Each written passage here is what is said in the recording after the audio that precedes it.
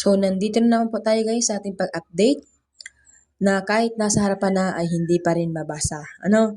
So, talaga namang sinasadya sigurong ako ay pikunin. Kasi po kahit Batangas daw wala, Laguna wala. So, yun yung mga nababasa ko sa comment. Wala po ma'am, wala po ma'am Pampanga. Samantalang nasa harapan na po. Ano? Kung alin pa yung mga nasa harapan, yun pa yung hindi makita. So, meron po yan. Kumplito po yan. Ano? So, kumplito po yung sumada natin. Kapag ako po ay nagsasalita, wala naman pong problema yon kasi Facebook ko to at page ko to. Huwag niyo po akong pagbawalan magsalita. Kasi meron naman po ako nabasa, salita daw po ako ng salita. So anong gusto niyo gawin ko, 'di ba? So ako po ay nagsasalita para maipaliwanag sa inyo na kumplito po 'yan, hindi po 'yan. Kaya nga po 55 sa tingin niyo ba 55 na to hanggang baba? So hindi pa po yan 55, ano?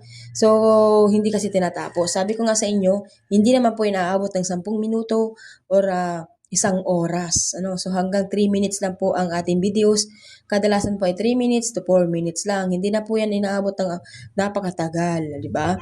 So naandyan po ang ating Taguig, Patiros, Puerto Princesa, Sorsogon, Negros Occidental, Zambales, Nagkalinga, Caloocan, Bataan, Angeles, Santiago City, Marinduque, Cagayan, Bulacan, Pasay City, Mount Province, Olongapo, Manila City, Marikina, Ilocos Norte, Camarines Norte, Naga City, Palawan, Pangasinan, Quezon City, Las Piñas, Catanduanes, Parañaque at Muntinlupa. So yan po ang ating sumada guys. Ano? So ulitin ko po guys, tatayaan po ito mula umaga hanggang gabi.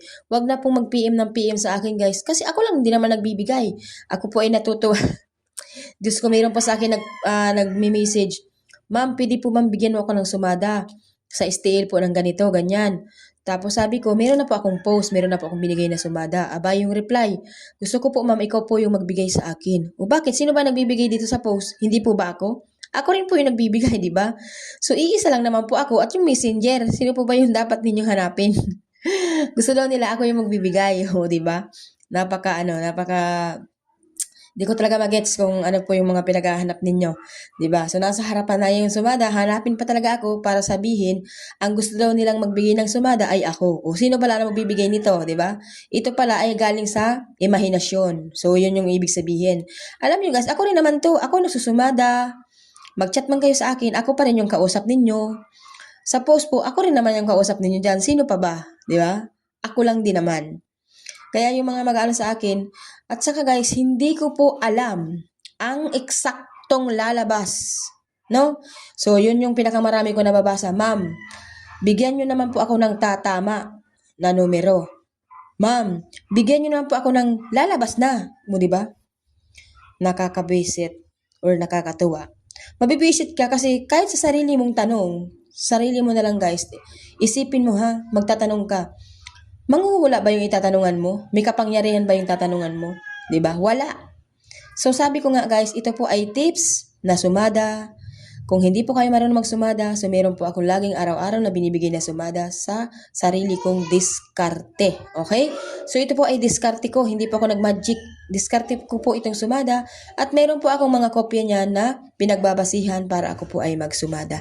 Hindi pa ako nagtsatsyamba-tsamba lang. So ibig sabihin guys, kapag hindi ka magtsamba-tsamba dyan, malaki yung chance na lalabas ang mga numero. So siguro napapatunayan ko naman yan dahil marami ako halos araw-araw naman tayo guys mayroong napapatama. Okay? So sana guys matutong maghintay, matutong magtiis. Ano? So lahat po nakukuha natin yan sa pagtitiis, paghihintay dahil magbibigay po yan ng tamang panahon para ikaw po ay bigyan ng suwerte. Good luck everyone. Please like and share. Good luck!